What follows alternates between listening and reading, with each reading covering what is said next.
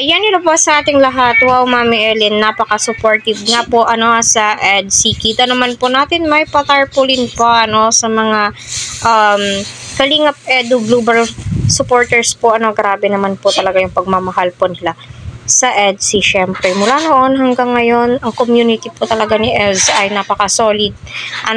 Kahit na may mga nang babash po sa kanila, pakiba nila. Diba? Pakiba nila. Alam naman po natin at mas nakikilala po nila itong si Ed. So, alam po nila kung anong ugaling meron si Edu at tanggap po nila iyon. At hindi po kailangan mag-explain para suportahan, mahalin ng Team EDSI or ibang ka-love team ang EDSI. Swak na po tayo, doon na po tayo sa mga taong tanggap. Diba? Kita naman po natin na pumunta, dalawang sasakyan po yan kay Eds, at saka si Sir Reid Zane yung isa, siya po yung nag-drive. Supportahan po natin ang kanilang mga YouTube channel po, especially si Kuya Val, Kalingap Rab, Ate Edna, Kalingap Edu, mga Team Bulong, Team Marathons, hawag po natin hayaan, na mabash ang EDSI. Bakit nyo binabash? Especially si fiancé, pinupunayo yung pagdadamit niya.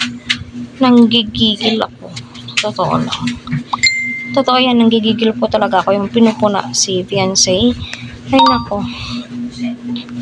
Ewan ko na lang, apaka-perfect po nila, di ba? Apaka-perfect. Akala mo naman kung, ayaw ko na magsalita. Kaya, kita naman po natin at ramdam naman po natin na yung suporta po ni Mami Ellen sa Team EDSI.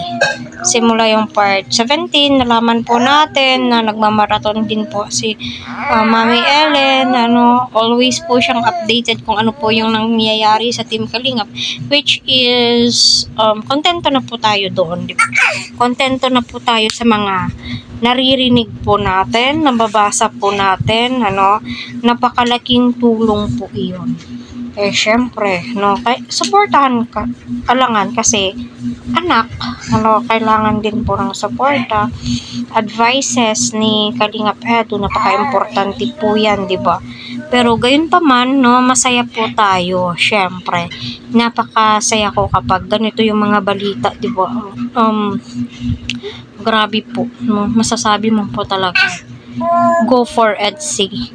Road for forever na nga ba? Sa malamang, di ba?